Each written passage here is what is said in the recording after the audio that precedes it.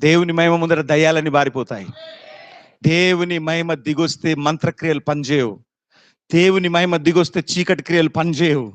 దేవుని మహిమ దిగొస్తే అద్భుతాలు జరుగుతాయి. స్వస్థత జరగాలి దేవా, నన్ను బాగు చేయండి దేవా, నన్ను స్వస్థపరచండి దేవా అని నువ్వు అడగక మునుపే అద్భుతాలు జరుగుతాయి. నీవు స్వస్థపరచు దేవా, నన్ను బాగు చేయి దేవా అని నువ్వు అడగాల్సిన అవసరం లేదు.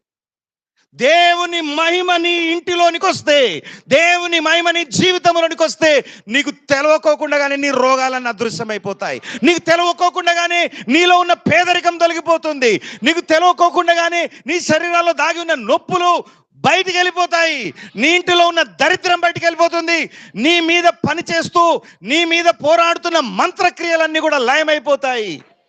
మహిమ మేఘము నిన్ను ఆవరించునుగాక. మహిమ మేఘము నీ ఇంటిలోనికి దిగి